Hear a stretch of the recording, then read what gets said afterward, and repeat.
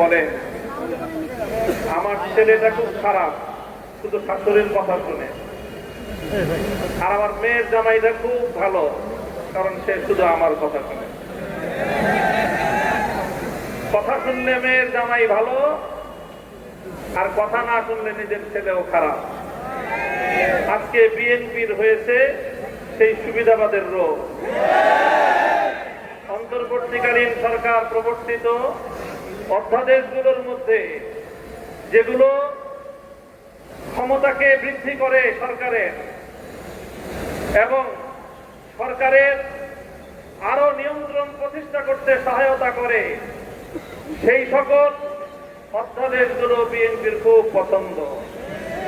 আর যে সকল অধ্যাদেশগুলো, যে সকল প্রস্তাবনাগুলো জাতির কাছে জবাবদিহিতায় বাধ্য করে, সেগুলো তাদের কাছে খুব অপছন্দ।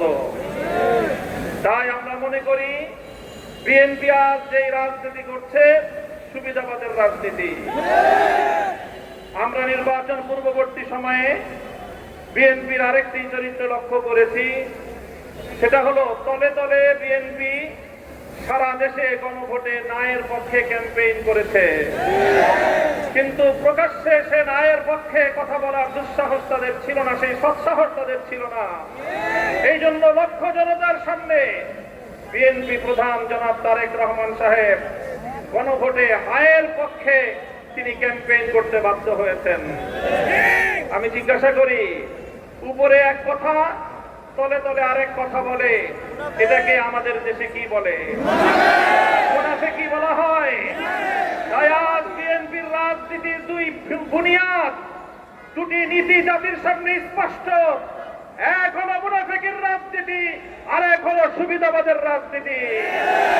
মনে রাখবেন, জুলাই বিপ্লবের রক্তের উপর প্রতিষ্ঠিত নতুন বাংলাদেশে সুবিধাবাদের রাজনীতি, মুনাফিকের রাজনীতি বাংলার মানুষ সহ্য করবে না।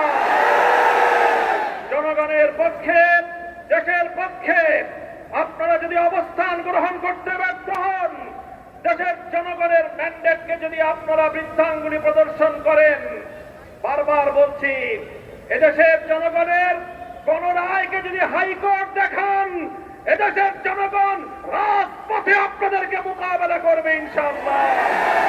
70% জনগণের বিপক্ষে গিয়ে দেশের ক্ষমতার মস্তদে টিকতে পারবেন না। শহীদ জিয়াউর রহমান, বেগম খালেদা জিয়ার সন্তান, কান খাড়া করে শুনে রাখেন, জনতার বিরুদ্ধে গিয়ে কেএম হাসান আজিজ মার্কা নির্বাচন করার চেষ্টা করলে পরিণাম শুধু আপনারাই ভুগবেন তা নয়, আপনাদের অপকর্মের কারণে দেশপ্রেমিক রাজনৈতিক সংগঠনগুলোর নেতা কর্মীরা 28শে আগস্ট কিভাবে রক্ত দিয়েছে ঢাকার রাজপথে বাংলার মানুষ সে কথা ভুলে যায় নাই। আপনাদের ভুলের খেসারত দিতে হয়েছে আমাদেরকে। 25 বছর পর্যন্ত গুম, খুন আর হত্যার রাজনীতির শিকার হতে হয়েছে।